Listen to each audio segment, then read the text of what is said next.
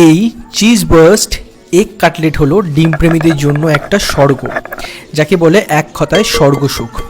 আমার মা বলে ডিমের এর থেকে ভালো আইটেম এখনও পর্যন্ত আমি কোনোদিন আগে বানাইনি। আমার পেজেও মনে হয় ডিমের এরকম কোনো আইটেম বা রেসিপি আমি আগে দিইনি, কারণ ডিম আমি অতটা ভালো খাই না, আমার খুব একটা পছন্দ নয়। মাছ মাংসই আমার বেশি পছন্দ, আর নিরামিষ তো একদমই পছন্দ করি না। তো কিছুই না, এই cheese burst egg chicken cutlet বানাতে প্রথমে একটা আমরা মশলা বানিয়ে নেব। গোটা গরম মশলা, শুকনো লঙ্কা, জিরে, ধনে, গোলমরিচ। যখন কালারটা একটু ডার্ক ব্রাউন হবে তখন নামিয়ে রাখবেন ঠান্ডা হওয়ার জন্য। ততক্ষণ ডিমগুলোকে সেদ্ধ করবেন। অনেক সময় ডিম সেদ্ধ করার সময় কুসুমগুলো বেরিয়ে যায়, সেটা যাতে না হয় তার জন্য এই রকমভাবে নিচে একটা কাপড় দেবেন, তার উপর ডিমগুলো রাখবেন, তাতে কিন্তু ডিমগুলো ভেতর থেকে কুসুমগুলো বেরোবে না। এইটার মধ্যে 8 থেকে 10 মিনিট ডিমটা সেদ্ধ করবেন, ওভারকুক করবেন না, তাহলে ডিমটা কিন্তু খুবই শক্ত শক্ত হয়ে যাবে, যেটা আমরা একদমই চাই না। ততক্ষণ কাঁচা লঙ্কা, পেঁয়াজ আর ধনেপাতাটা আমরা ফাইনলি চপড করে নেব। আর মনে রাখবেন যে এই চপ করাটা যদি ফাইন না করেন পরে কিন্তু এটা মুখে লাগবে। তারপর ওই মশলাটা যেটা আমাদের ঠান্ডা হতে দেওয়া ছিল সেটাকে এবারে শিলনোড়ায় গুঁড়ো করে নেব, একটা সুন্দর পেস্ট বানিয়ে নেব, ফাইনলি একটা সুন্দর পাউডার। দেখুন ঠিক এই রকমভাবে।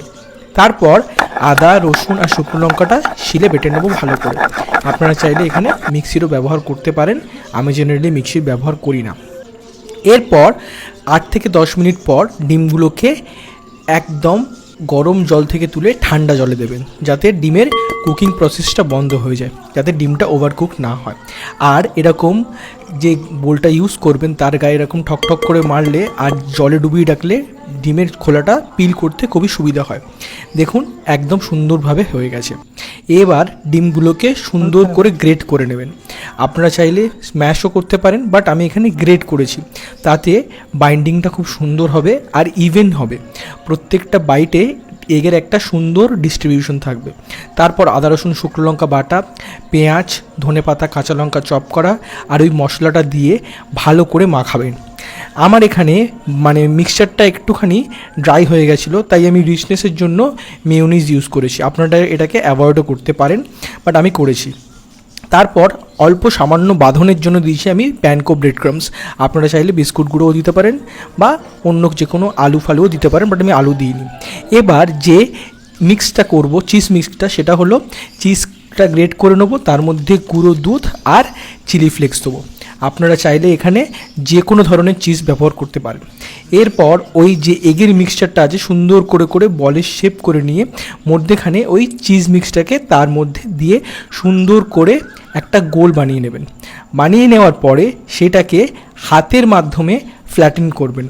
আপনারা চাইলে ফ্ল্যাটেন না করেও সেটাকে যে কোনো কারণে শেপ দিতে পারেন। আমি এখানে ফ্ল্যাট করে নিচ্ছি যাতে ভাজতে আমার সুবিধা হয় আর চিজটা ভেতরে খুব সুন্দরভাবে গলে যায়। আপনারা চাইলে এটাকে এগ ওয়াশ করে প্যানকো ব্রেড ক্রামস মাখাতে পারেন বা ডিপ ফ্রাইও করতে পারেন, বাট আমি এখানে জাস্ট ব্রেড ক্রামসে ড্যাপ করেছি দুটো দিক, দ্যাটস ইট, আর কিছুই না। তারপর একটা প্যানের মধ্যে সাদা তেল দিয়ে, তেল যখন মিডিয়াম হট হবে তখন ওই কাটলেটগুলোকে সুন্দর করে দিয়ে দেবেন। দিয়ে এরপরে এটাকে জাস্ট ফ্রাই করবেন, যেহেতু ভেতরে অলরেডি সব কিছু কুকড। চিজটা মেল্ট হওয়া পর্যন্ত আমাদেরকে কুক করতে হবে, আর বাইরে একটা সুন্দর ক্রিস্পি গোল্ডেন কালার আসলে পর্যন্ত আমাদেরকে জাস্ট ফ্রাই করতে হবে। দেখুন অপূর্ব সুন্দর হয়েছে। তো আজকের ভিডিও কেমন লাগলো আমাকে অবশ্যই জানাবেন, এবং বাড়িতে এই চিজ বার্স্ট এগ চিকেন কাটলেটটা অবশ্যই বানাবেন। Till then, tata.